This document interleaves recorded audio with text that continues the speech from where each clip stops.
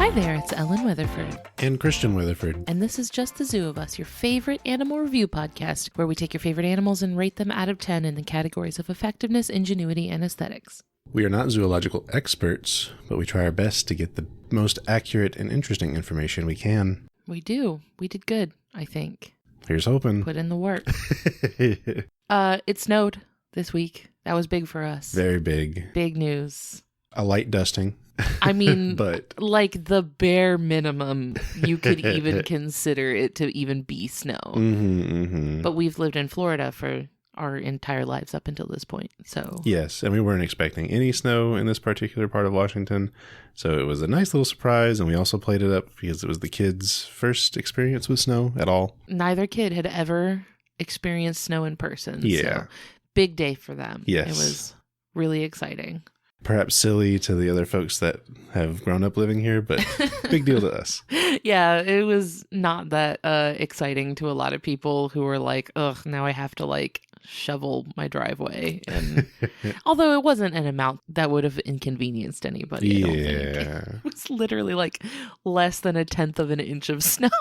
But we were like going outside and walking around in the neighborhood late at night because the snow was falling. We were so excited about it. So we were really playing it up. It was a big moment for us. Yeah. So I hope that everybody is staying safe and warm during this little surprise Arctic, what do you call it, a polar storm? Something is that like what's that. going on? Although I understand our neighbors to the south in the Portland area got it much, much heavier than us. I know, which is weird considering that we're like farther north and it was a little more intense. That's just where that storm ended up. I guess so, yeah. So hope everyone's staying safe and warm. Yeah. I hope this podcast can be like a warm blanket on you, on your ears.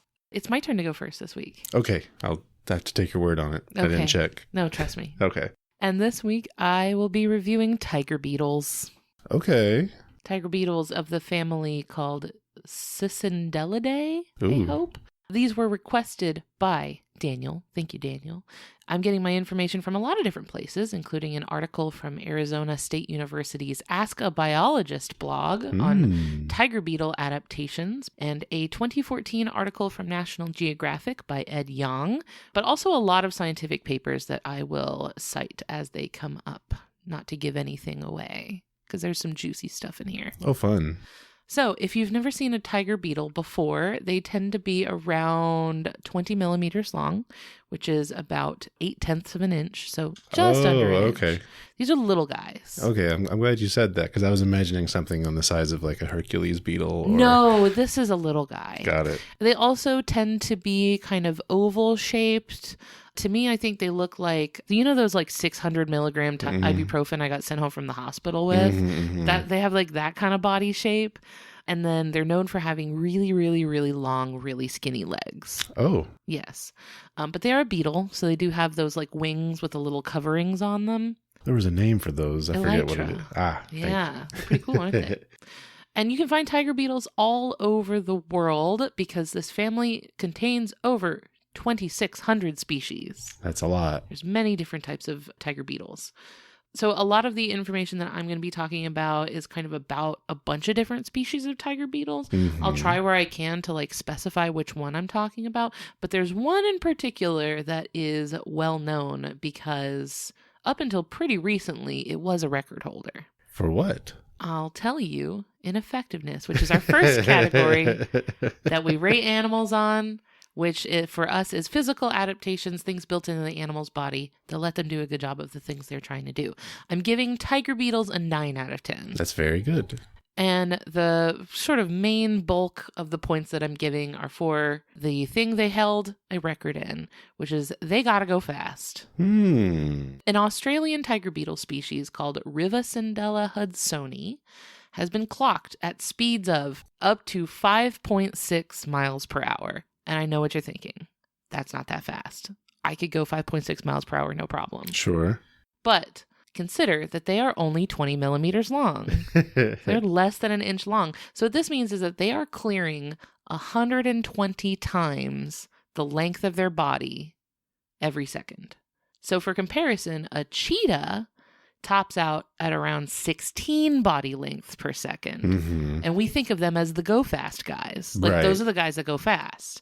And they're only going 16 times their body length per second. But a tiger beetle is going well over or under 10 times that. Which that makes sense because we see this a lot in insects, right? They're doing things that are very impressive at their scale. And you would say, now, if you scaled that up to a human, they would be this strong, but it doesn't ever work like that. Right. You wouldn't, if you were to scale them up to our size, they would be dead and crushed under the... Like, I think people talk about, for example, the weight an ant can lift, for example. Isn't there there's a superhero based on this, right? Ant-Man? No, well, I mean, I guess, right? Like Ant-Man is kind of like that. But there's another one called, it was old. I'm thinking like with those old, like Hanna-Barbera cartoons. What was he called? Adam Ant? Do you remember him? I think so. Yeah, it was something like where the idea was like, oh, if you took the strength of an ant and scaled it up to human size, they would be like incredible. Yeah, the tiger beetle is kind of like that. And in fact, the first time I heard of tiger beetles was on this old episode of The Most Extreme, which I've talked about on the show before. And all I remember is the little animations they would make of this little green CGI dude where they would give him these like crazy adaptations that animals have to see how silly it would be if humans had them. And the tiger beetle one was very funny because this man was going quite fast. So, just for a little bit of fun comparison, if I, a human being at 5'7" tall, were to run as fast as a tiger beetle, I would run 456 miles per hour. Wow. Yeah. So, while yes, on foot, I would smoke a tiger beetle in a foot race, but if you were to shrink me down to their size, it wouldn't even be a competition. I don't know. I wonder what would happen. I don't know. Nothing good. Now, this was believed to be the fastest land animal in terms of relative size until 2014, when a mite from California with the scientific name Paratarsotomus macropalpus was documented absolutely booking it at a breakneck 30 centimeters per second. Which once again doesn't sound that fast, but it is 322 body lengths per second. So like twice the relative speed of the tiger beetle. So yeah, once you like zoom in on the tiny guys, it doesn't look to us like they're going that fast, but consider that they are tiny. You know, just a sneak peek, I also have an animal with questionable record holding definitions. We love a loophole. We love technicalities. A win is a win, as it were. Now, they do got to go fast, but I did give them a 9 out of 10. And that is because while, yes, they do go fast, oops, that was too fast. They go too fast, actually, unfortunately. Tiger beetles, when you watch them hunt their prey, which is any other small, like invertebrate, small enough for them to catch and eat, they have a really unusual pattern of pursuit when chasing prey, where rather than just like following the prey where it goes, they run in a straight line and then stop, look around, turn towards their prey, run in a straight line again. So just in a series of zigzagging straight lines where they're never quite like keeping up with the prey. They're never quite like, you know, watching where it's going and like adjusting course. They have to stop, look around, reorient, and go again. So scientists at Cornell University studying the tiger beetles discovered the reason for their jerky movements, and that is that when they run, they go so fast that their eyes can't keep up. Their eyes cannot visually process the world around them while they are running. Their eyes literally cannot perceive the world around them at that speed. So in a 1998 interview with the Cornell Chronicle, entomology professor Cole Gilbert said, quote, "It doesn't mean that they are not receptive. It just means that at their speed during the chase, they are not getting enough photons reflected from the prey to make an image and locate the prey. That is why they have to stop, look around, and go. Although it is temporary, they go blind." So they are running, cannot see anything. Which reminds me of that show that I probably shouldn't like talk about on this podcast, because if you're listening to this and you're a kid, do not watch this show. The show where the guy was running so fast and he ran through a person. Yeah, the boys. The Boys, that's what the show is called. Yeah, it's an unpleasant show to watch. But if you're a child or easily stressed out like me, if you're me, don't watch that show. But that's kind of the idea, is that you run and you can't really see where you're going. And they're not aiming for where the prey is going, just where they're at. Is that what they're doing? It seems like it. Okay. Yeah. So they have to do it a few times. So it does slow them down, right? They can't just go straight for the prey. They have to zigzag a few times to get there. But they go so fast that nothing can outrun them like that. So even zigzagging, they can still catch what they're going for. Well, it sounds like as long as you're not going straight, you'd probably be okay. Well, here's the thing. You don't even have to like zigzag or turn or anything. All you have to do is hold still.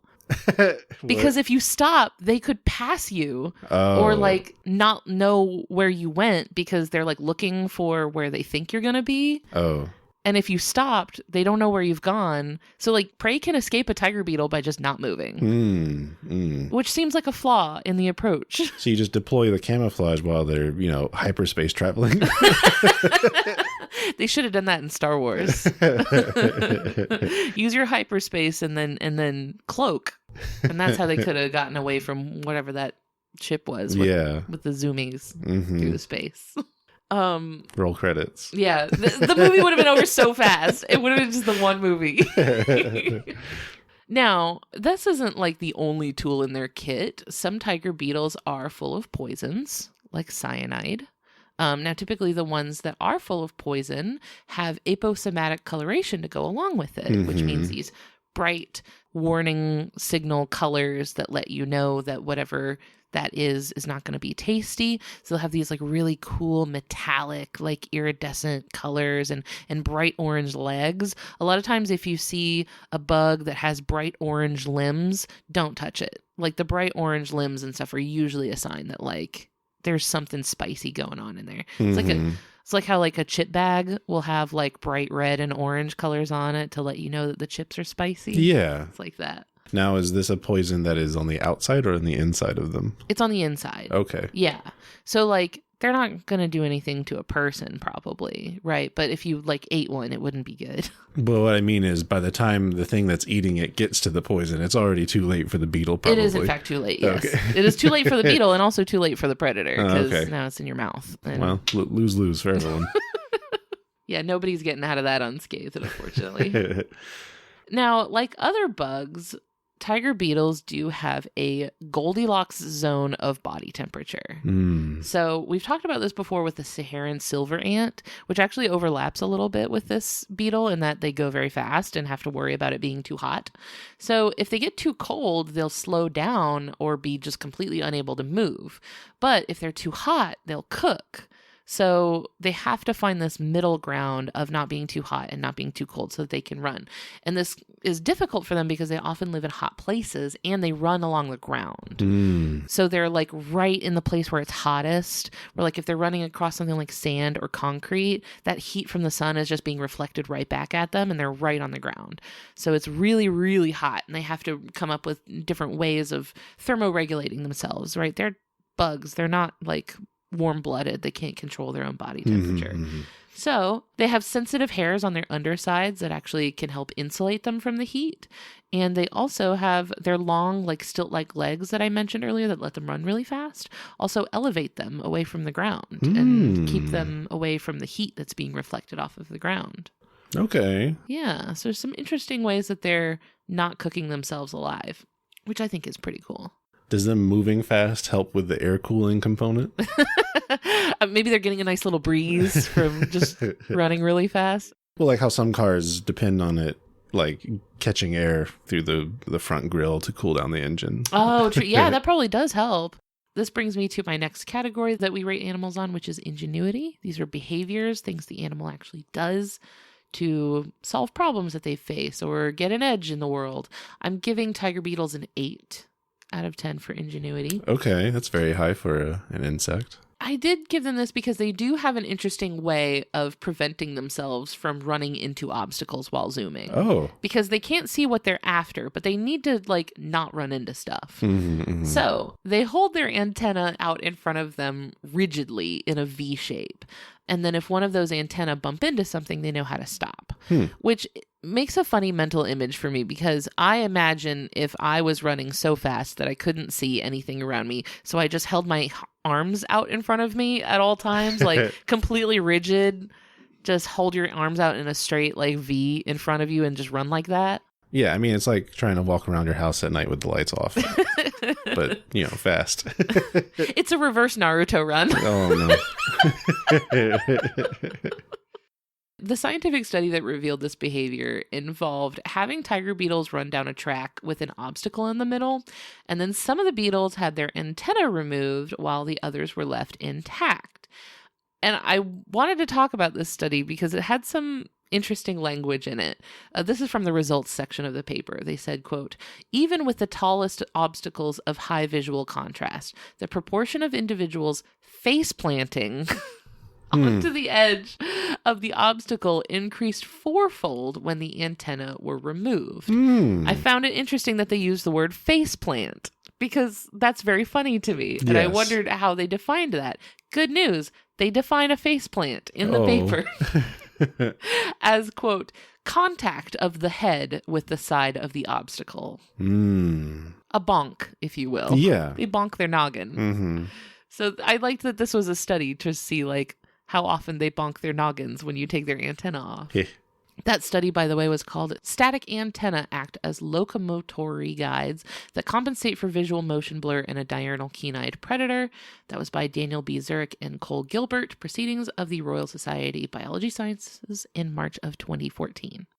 Now, when they are hunting prey, tiger beetles have two main strategies for taking down live prey. They can either ambush them or pursue them. So ambush means that they will stay still and wait for prey to come to them and like wait for prey to get within like striking range, basically. Like lie in wait. They may camouflage themselves, hide, stay very, very still. As soon as something is close enough for them to grab it, then they grab it.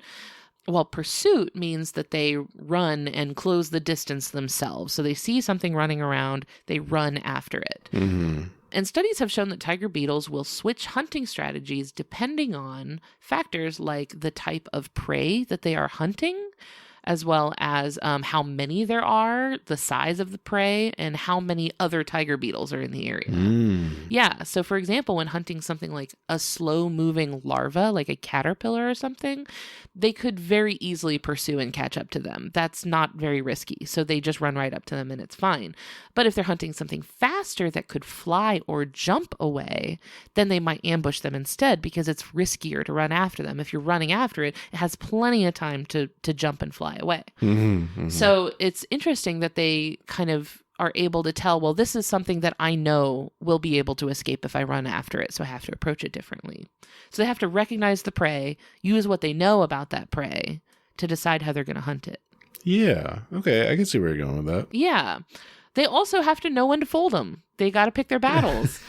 They often give up on a hunt and release their prey if they don't kill it on the first strike. Oh. So they go for this kind of strike that like severs the nerves in their prey, that like paralyzes or just straight up kills them.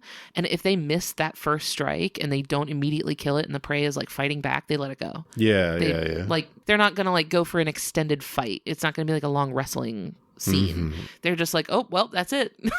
GG, I guess. Because fighting with struggling prey could injure or even kill the beetle. So they know it's really, really risky for them to try to like engage in an actual fight. So they're trying to do this whole sort of like single strike move. They will also let prey go if they catch it and then identify it as something that could be harmful to them. Oh. So if it's something that has like chemical defenses, right? If you're like, uh-oh, I didn't mean to catch this. This is not something I should be eating. They could, just let it go and run away. And the two papers that I learned all of this hunting behavior from were Catch Fast and Kill Quickly. Do tiger beetles use the same strategies when hunting different types of prey? That was by Tomas Rowicz and Radomir Jaskula in Peer J in November of 2018. And the other paper was Adult Tiger Beetles, Cicindela gemata, Modify Their Foraging Strategy in Different Hunting Contexts. That was by Shumin Wang et al. In Insect Science in March of 2023. So a lot of ongoing research on their hunting strategies. And it's cool because I read that a lot of the studies on the ways that tiger beetles perceive the world around them when they're running is helpful for applications in robotics. as a lot of sort of insect studies are helpful in robotics because insects kind of run like robots a little bit. Okay. Where, the idea is that they're running around when they can't necessarily see the world around them. This could be helpful for things like programming a robot to navigate in the dark. So a lot of this research about how tiger beetles perceive the world while they're running is helpful for programming things like Mars robots, like the rovers that go on Mars and stuff like that, because they may need to operate when it's really dark and they can't necessarily see the world around them. So you have to program this robot to use different ways to sense the world around them when they can't see. So I think that's cool, like the applications of insect behavior in like robotics and stuff. It's really interesting. Yeah. This brings me to aesthetics for the tiger beetle. I'm giving them an 8 out of 10. Legs for days. Long, very impressive legs. They run so fast. A lot of them, like I mentioned, are like this iridescent metallic look. They look like little jewels. That is just beautiful to me. I love that. They're not all like that. Some of them are more built for camouflage. So some of them might be like a sandy brown. Some of them might be like more dull colors because they're meant to blend in and not to stand out. So not all of them look as flashy. The face is also bad. The face is not good. Oh. Yeah, they often have these huge eyes that like bulge out of the top of their head. It's not like elegant. It looks cartoonish and like really weird. It's not cute. And then the mouth situation is a mess. Like it's incomprehensible. It's Lovecraftian what's going on with their mouth parts. I wanted to like lean in a little bit to like see what's going on with their like mouth, and immediately I was like, no, that's okay. I'm okay with not knowing about that. So the face is a disaster. So as long as you're looking at them from like above and maybe like behind a little bit, so you're seeing like the beautiful exoskeleton, that's great. That's awesome. Maybe just keep a good like 12-inch distance away so you don't get too close. Maybe it's an intimidation thing. Like you see this face coming up on you, so like. I mean, if you see a tiger beetle coming after you, it's like Slender Man. Like, it's not good. Now, the University of Florida's Entomology and Nematology Department describes a particular Florida species as having, quote, the unique characteristic of giving off an odor quite similar to juicy fruit gum. Oh. So I guess this one special Florida tiger beetle smells like juicy fruit gum. Yeah, so maybe, I don't know, try sniffing some beetles. That's the only, like, mention I found of a smell, but that's science, baby, right? Like, go out there, sniff some beetles. I mean, let the world know. What do they smell like? That's probably not the association you want, though. If I eat this beetle, I can have 30 seconds of flavor. I mean, I'd rather just eat the juicy fruit gum, right? Like, it's more accessible to me and more pleasant. Yes. I don't know. Try sniffing some beetles. That's my takeaway for this episode. Now, this is usually where I talk about conservation status. This is a whole family of beetles. Conservation-wise, there's nothing I can really say about that. I will say that since they are voracious predators of just about anything small enough to kill, and yet they don't have any means of stinging or biting humans. I mean, they could bite you, but like it's not going to be a medically significant bite or anything like that. They are considered great natural pest control and beneficial predators to have around. So if you've got little tiger beetles scurrying around in your garden, that's your little security guard. They're gobbling up the other stuff that might threaten your plants. So termites done. Mosquitoes out of here. I wish. Well, no, because the mosquitoes are mostly like, they're going to be in the air or they're going to be in water or something like that. So they're not going to be crossing paths with tiger beetles. You give them little ramps. And then. Oh, sure. You just wind them up and. They launch off these ramps. Well, I mean, keep in mind they can fly. Like, tiger beetles can fly. They don't do it a lot, but they can. So, like, if something is chasing them, right, they can take off and fly away if they need to. Okay. It's not their preferred means of transportation, but they can. But, I mean, they're much faster, I think, on foot. So, they're not going to be chasing down a mosquito, I don't think. I believe in them. Yeah, go get them.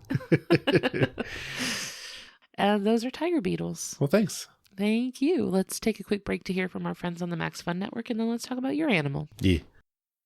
Most of the plants humans eat are technically grass. Most of the asphalt we drive on is almost a liquid. The formula of WD-40 is San Diego's greatest secret. Zippers were invented by a Swedish immigrant love story. On the podcast Secretly Incredibly Fascinating, we explore this type of amazing stuff. Stuff about ordinary topics like cabbage and batteries and socks. Topics you'd never expect to be the title of the podcast. Secretly Incredibly Fascinating. Find us by searching for the word secretly in your podcast app. And at MaximumFun.org. I'm Dan McCoy. I'm Stuart Wellington. I'm Elliot Kalin. And together we are The Flophouse, a long-running podcast on the Maximum Fun Network, where we watch a bad movie and then talk about it. And because we're so long running, maybe you haven't given us a chance. I get it, but you don't actually have to know anything about previous episodes to enjoy us. And I promise you that if you find our voices irritating, we grow endearing over time. Perhaps you listened to one of our old episodes and decided that we were dumb and immature. Well, we've been doing this a while now. We have become smarter and more mature, and generally nicer to Dan. But we are only human, so no promises. Find the Flophouse on MaximumFun.org or wherever you get podcasts. So, darling, what animal do you have for us this week? This week, I'm talking about the giant Siphonophore, scientific name Priadubia. This is a beautiful name. It is. For people that come to this show looking for D&D character name inspiration, that's a good one. Last week it was Lynx Rufus. This week it's Priadubia. There's always a good character name idea. Yes, for sure. And this species was submitted by Aaron Frank and Kelsey Muir. Thank you both. Thank you. And I'm getting information from a couple different places in the order in which I found them. Guinness World Records, Aquarium of the Pacific, Marine Bioluminescence webpage, and also siphonophores.org. We love a straight over the plate, thisanimal.org. We should start trying, like, whenever we're starting our research on an animal, just try typing in the name of it and then hitting it with the .org at the end. Maybe try a .edu. No, yeah. .gov. The government of Siphonophores has a website. Yes. So a Siphonophore, visually, probably unlike anything you've ever seen before. Yeah. I would think. Very, very foreign to the human eye. Yes. Very long and very thin and mostly transparent. So when I say long, I'm talking 40 to 50 meters long. How many in freedom units? Jeez. Is that? That is 131 to 164 feet. Wow. That's not longer than a blue whale, is it? I think it is, actually. Wait, one sec. Reaching a maximum confirmed length of 29.9 meters or 98 feet is a blue whale. Yeah. Wow. So these things are... Why don't we talk more about this? I feel like blue whale is like the one everyone knows. How come the Siphonophore is not getting the attention it deserves? Because it is that long, but it is maybe the circumference of a broomstick. That does feel like, it's like, yeah, but... And another reason is, while they can be found in the world's oceans, it's usually at a depth of 75 to 127 meters or 246 to 417 feet. I was wondering how they don't just get, like, torn to bits at a length and narrowness like that, but they do. Seems like there's not a lot else down there to be running into. I should mention that I'm pulling a lot of information that is not specific to this species of Siphonophore, but Siphonophores in general. Okay. This belongs to the taxonomic family Priidae. Some things that are related to it, of course, are other Siphonophores, and that also includes the Portuguese man-of-war that we talked about in episode 91. Oh, a callback a little bit. I didn't realize they were cousins. Well, we mentioned that, I believe, that the man-of-war is actually a Siphonophore. Okay. Yes. But this is just a big guy. Yes. The big one. And I would say most Siphonophores are more like this one than they are the man-of-war. Oh, really? Yes, because the man-of-war is a little bit special in that it is found at the surface of the ocean, usually. Whereas but these are way down there. Most of them are found deeper. Yes. So first, effectiveness. I'll give it an 8 out of 10. Okay. So the first thing I want to talk about is the big thing with Siphonophores, in that they are considered not a single organism. They are a colony of organisms. Like coral, maybe. They're actually related to coral. Oh, Yes. there you go. So sometimes I see it referred to as a superorganism. Love that. I'm a superorganism. So instead of being one large living creature, it is actually many smaller living creatures called zooids. Not Zoids, No. the giant robot anime. No, but there are similarities, I would think. In the early 2000s, for those of you that weren't alive, there was an anime called Zoids, where it was like a post-apocalyptic world populated by giant animal robots. Yes. And they combined? Was that show? No, that's Oh, a different one. Never mind. I wasn't very into the mech scene in general. No, Zoids walked so that whatever you're talking about could run. I'll have to take your word on it. Well, so that Horizon Zero Dawn could run. Really. That was laying a lot of the groundwork for that. So they belong to the Hydrozoa classification there, which includes things like true jellyfish and anemones. Right. True jellyfish. Well, I bring that up because the Portuguese man of war resembles a jellyfish. That's true. I would have probably clocked it as a jellyfish. Right, but it's actually a siphonophore. And here's where they're a little different from their cousins of the corals, where corals are made up of a colony of individual organisms, but they're all the same. They all do the same thing, right? Whereas with siphonophores, each zooid develops to have a specific purpose. Oh. Right. Like an ant colony. Sort of. You have like different ants that like have a different body for the different things Sure. they do. Yeah, you could think of it that way. So some are designed for buoyancy, some for locomotion, and others for feeding, and others reproduction. But it's like the whole organism itself has that function. Yes. So, for example, a zooid that is meant for feeding, that's the only thing it can do. It doesn't have the structures to allow it to affect the buoyancy or the locomotion of the overall siphonophore. This makes me wonder, at what point do you consider that an organism, right? Like, Yes. Is that really an organism? Or it's kind of like the cells in our body, right? Like, So I'm glad you bring that up because I spent an embarrassing amount of time contemplating this, having something of an existential crisis. So first of all, the zooids themselves are, at that level, those are already multicellular organisms. okay. Right. It cells all the way down. It's a little fractal of a being. So these aren't like single cell organisms we're talking about. Okay. And to that point, depending on the context you're talking about, it could be considered a single like superorganism or a colony of individuals. But it depends on the context, and it really delves down into what does individuality mean. Oh, no.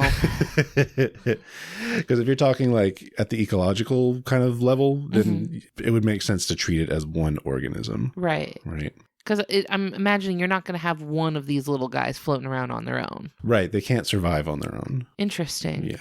So I'm actually going to read a quote from siphonophores.org that I think worded it beautifully. Oh, great. And what this is talking about is how we perceive a siphonophore and contemplate this concept of individuality and how something else might look at us and wonder the same thing. Oh. And it reads, "It should be noted that an amoeba, which is a solitary cell, would have much the same trouble contemplating the individuality of a human. Humans function as ecological, behavioral, and evolutionary individuals, but they are made up of many cells. So, is the entire human an individual, or are each of the cells individuals?"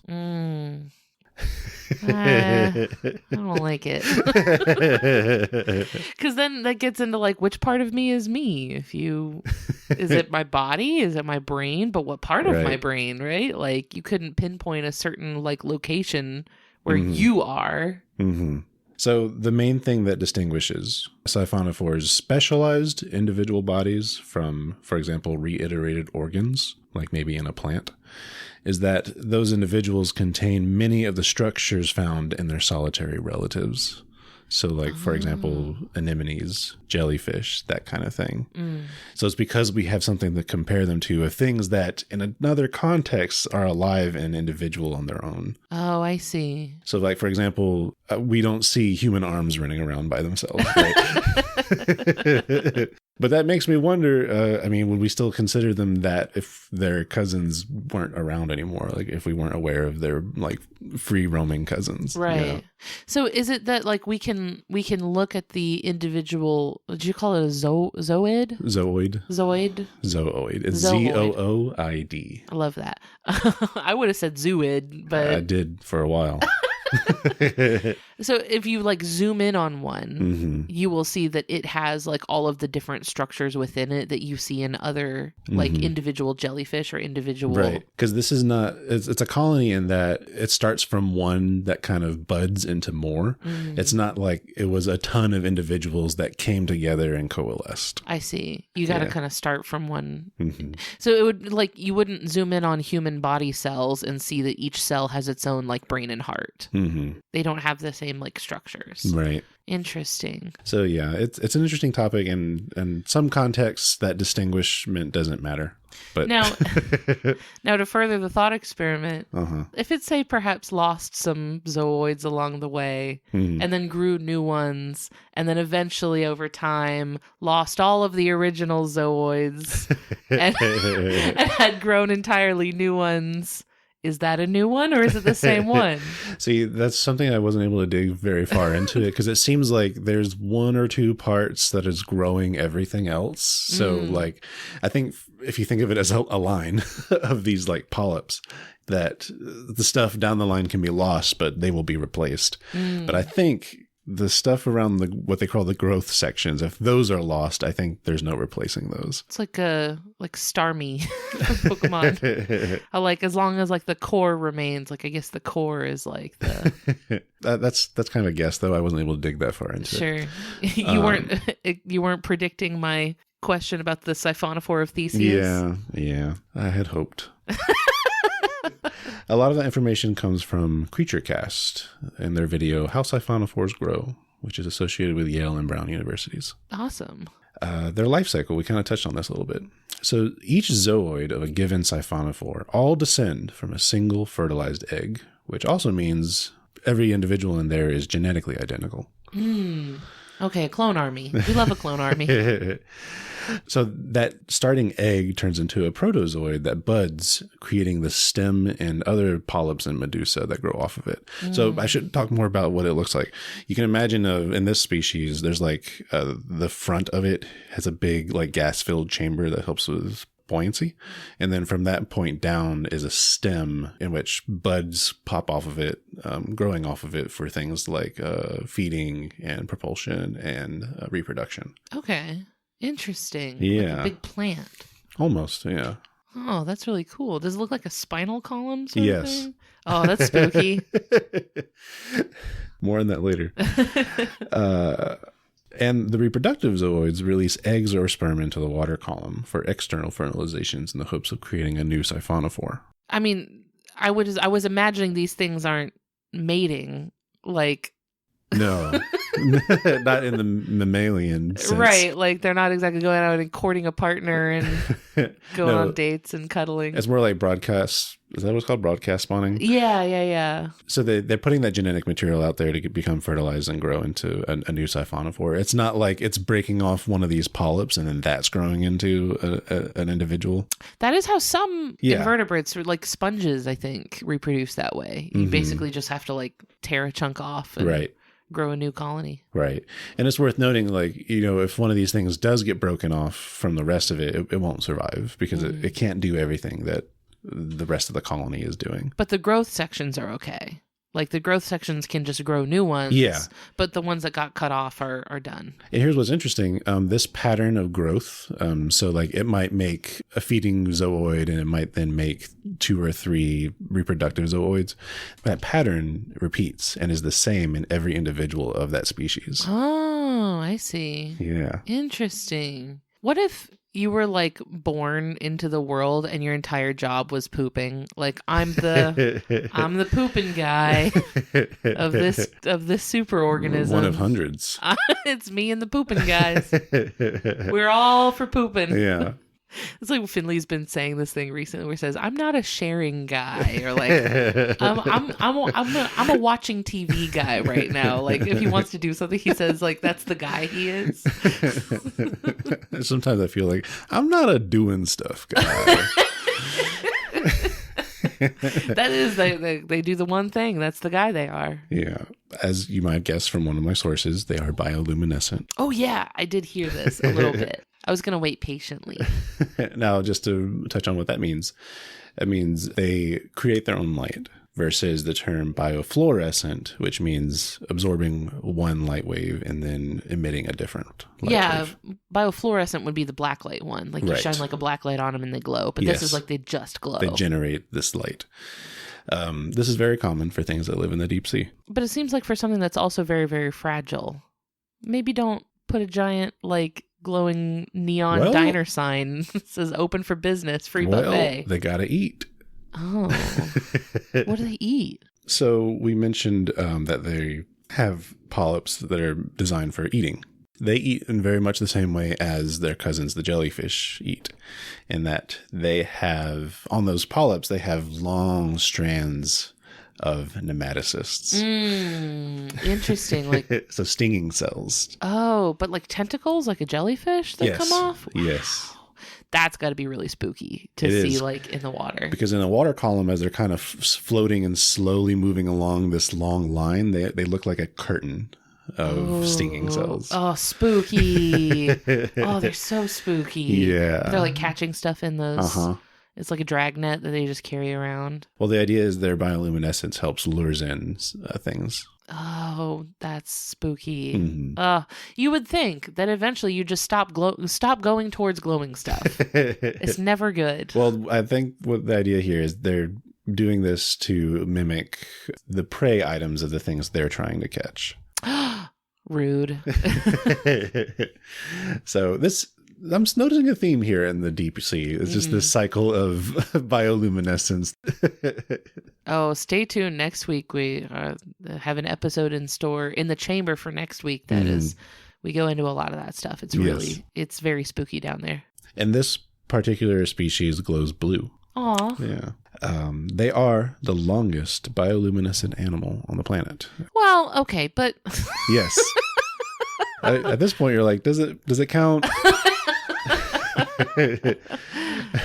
what is that? I don't know. That's why a lot of times when they talk about like the biggest animal, sometimes they got to go by weight because they're like, yeah, okay, you're But also the whole individual idea. Like, right. does this count?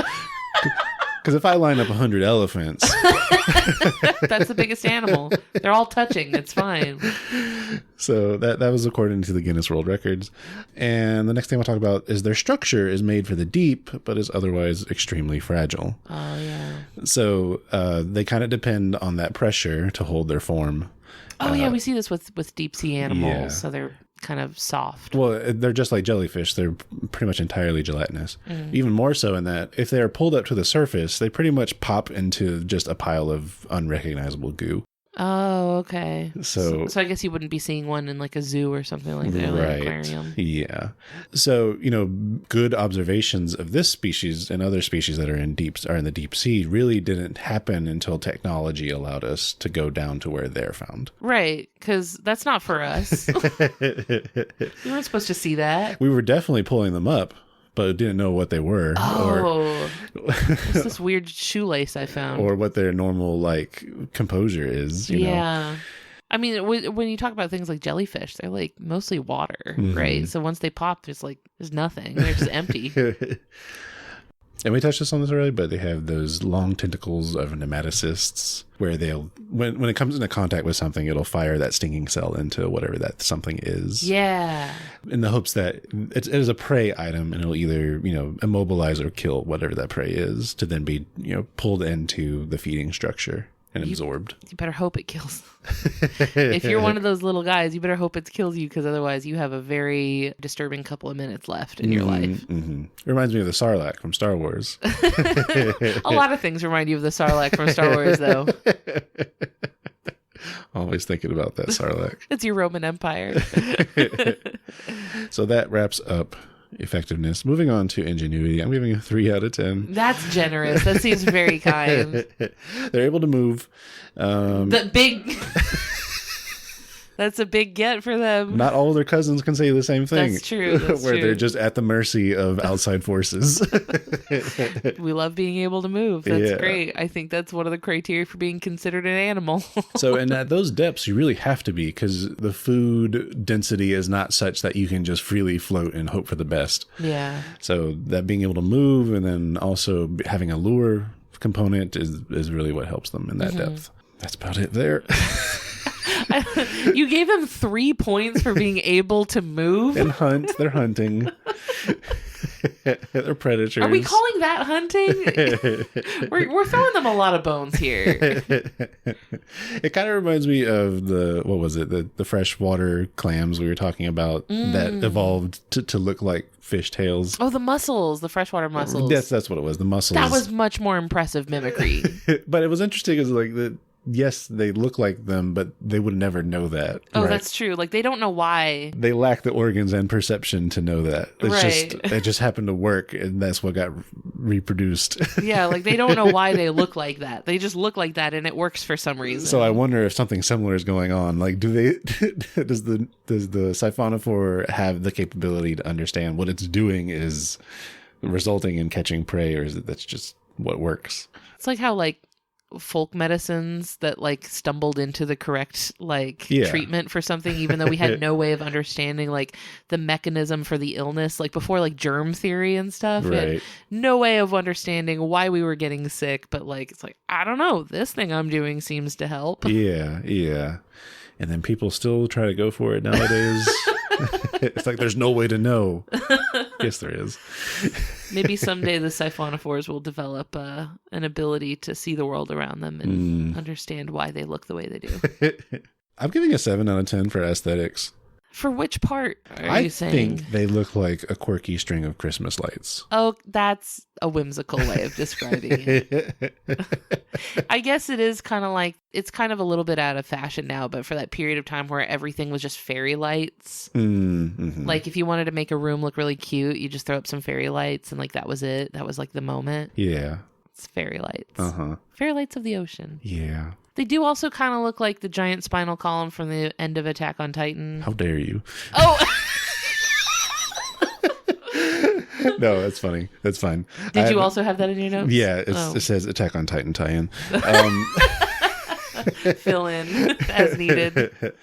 So after we pass the off-the-rails point of Attack on Titan, the anime, they reveal some sort of creature that really began the whole Titan thing. And to me, even at the time, it looked like a very large terrestrial, somehow, Siphonophore. Yeah, with the dangly parts coming off of like the sort of central... It's like a spinal column. Yeah. It does kind of look like that. And then especially when it, like the head part of it, it has the exact same kind of profile as this kind of Siphonophore. There are a lot of things in Attack on Titan that make me think, I'm like, I think an animal nerd worked on this. Yeah. Because like the cart Titan, like the face of the cart Titan looks a lot like early ancestors of whales. Oh, yeah. And so I'm like, I think an animal nerd was on this. They also threw in one Titan that looked like an Okapi in like the last couple like episodes, and then did not expand on that at all. It was a bit because they were trying, like they didn't know what an Okapi was. They were trying to describe what it was, and then was like, "What are you talking about right now?"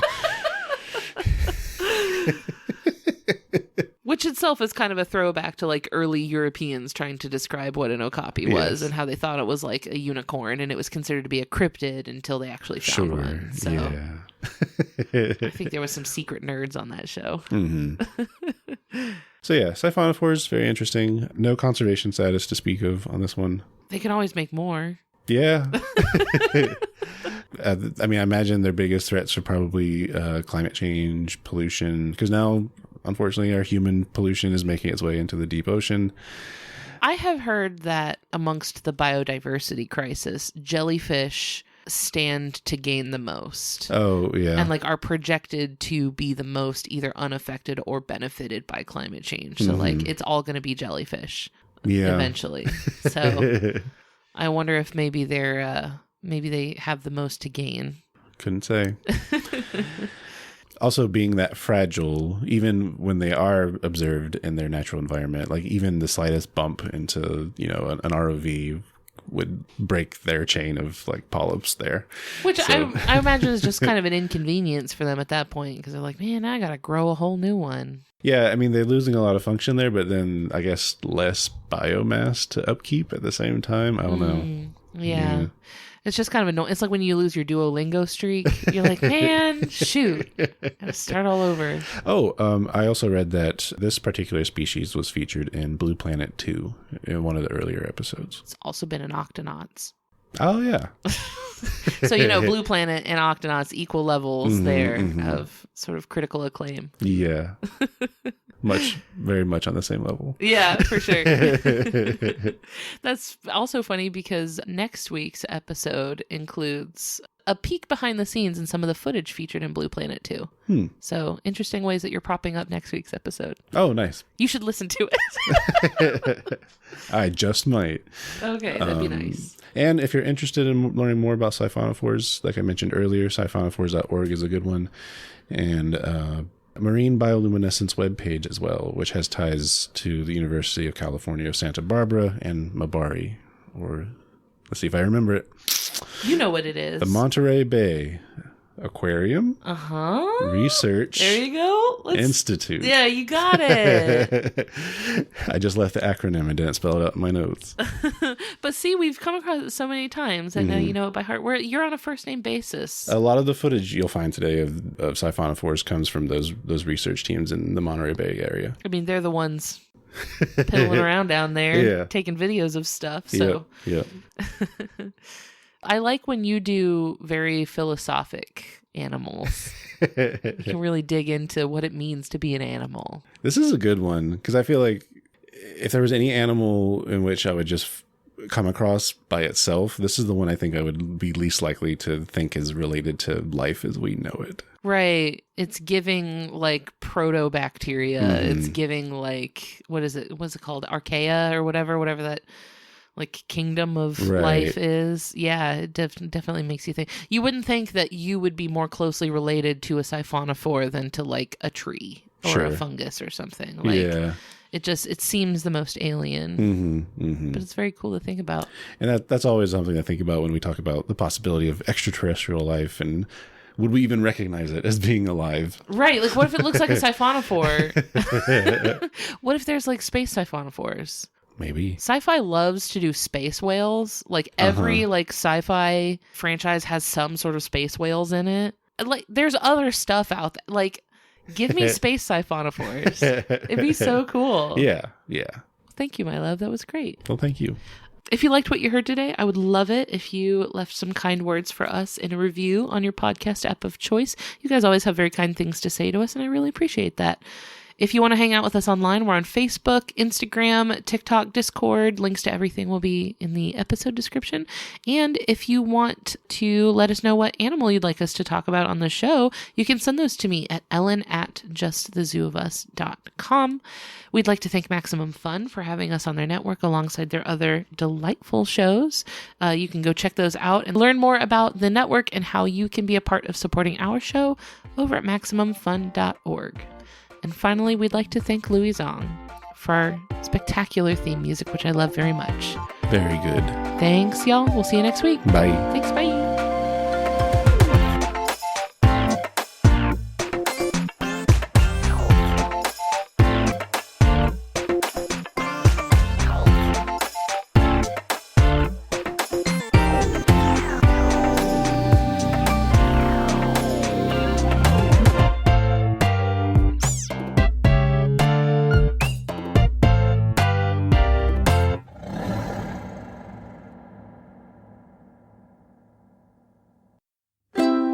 MaximumFun.org. Comedy and culture. Artist owned. Audience supported.